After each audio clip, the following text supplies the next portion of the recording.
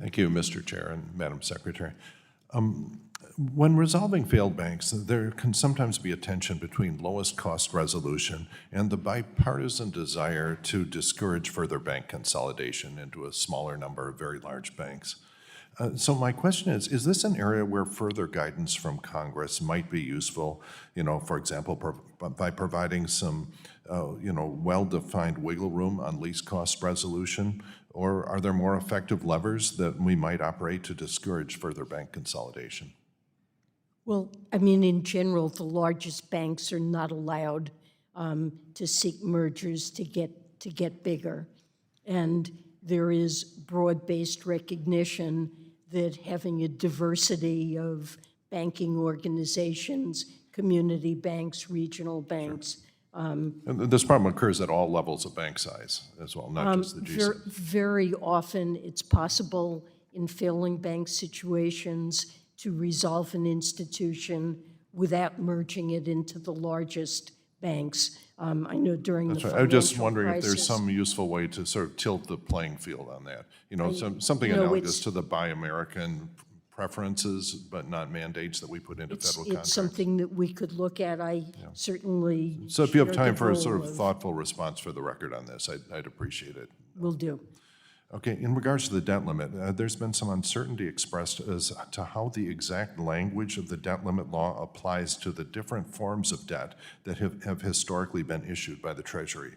In particular, since the limit appears to only apply to the face value of certain types of bonds, it's been suggested that the debt issuance limit might not apply to, for example, interest-only consols, or the interest stream of premium bonds, or the separate auctions of the so-called strips of interest payments that are currently traded in the secondary market.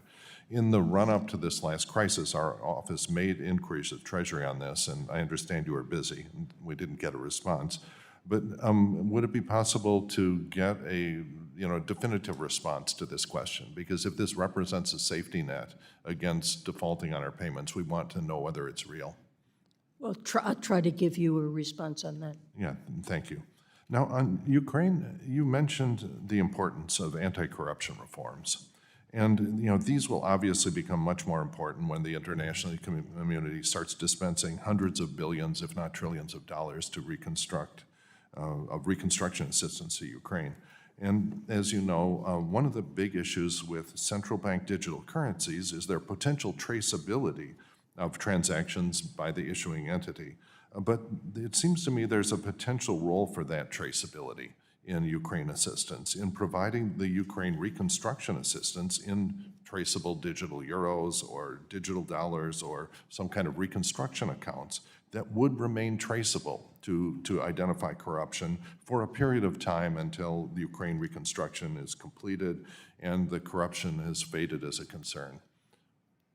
It's an interesting suggestion. I mean, Ukraine doesn't have a central bank digital currency. It's a major enterprise to introduce such a thing. In the case of the United States, we're looking at it, but it's something that can take years.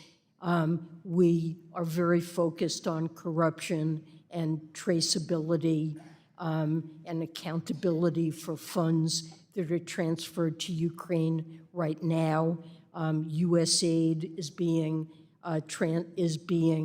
handled through the World Bank that has very rigorous standards for verifiability and accountability. But it's still a struggle. I mean, you look at all the money we attempted to inject into Afghanistan, and it just disappeared in corruption. Well, I honestly don't believe anything like that is happening, and we've hired, the USAID has hired a U.S. accounting firm to do independent checks and to review World Bank records. The IMF program for Ukraine focuses heavily on corruption and putting in safeguards and structural reforms to make sure that corruption is Yeah, I understand. It just seems like there may be an acceptable bargain here that, yes, we will provide a tremendous amount of assistance for those who are willing to go back to Ukraine and rebuild the country, but the price for that will be a heightened level of visibility to the international community that's providing the funds. I believe that's absolutely right, that certainly we demand accountability and gentleman's good time has governance expired. on Ukraine's part.